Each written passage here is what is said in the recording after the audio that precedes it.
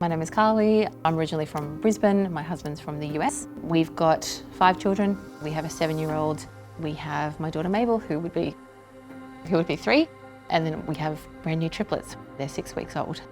So, family of 7.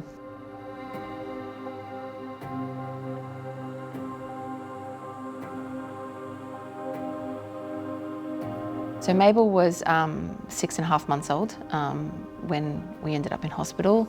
Prior to that, she was 100% healthy. She had never even had a cold.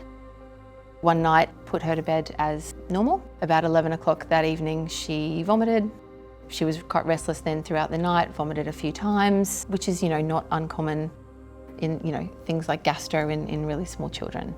The next morning, we were a bit concerned. She wouldn't really eat anything. She wouldn't really take any milk. So we went to the children's hospital and she was observed. Some of the symptoms that she had were things like a bit of a fever. She had vomiting. We stayed overnight. She was really lethargic, but also really unsettled, waking every 5 minutes. My husband had come back in. He was holding Mabel. Mabel finally fell asleep without being unsettled. You think finally they're getting some rest. Unfortunately, from that point, she never opened her eyes again.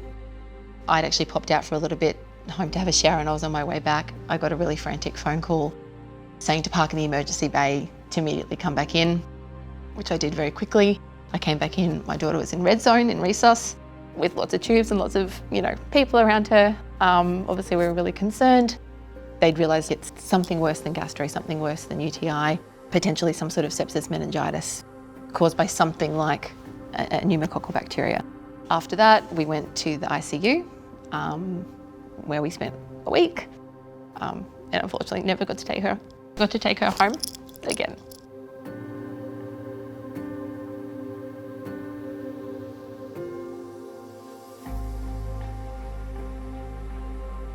This morning we took our triplets to get immunised under the National Immunisation Program.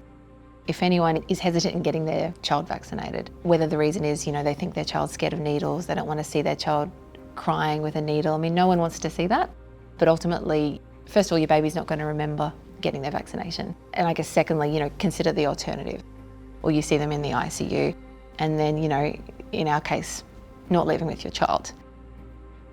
This is something that there's no way we thought we would ever lose a child, let alone to something that, in a lot of cases is vaccine preventable.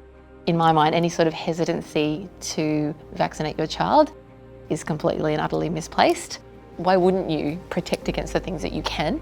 If your child was in front of a bus that was about to hit them, would you run and move them out of the way? Of course you would. These diseases are buses that we can't see, so if we can protect them with a vaccination, then you have to do it.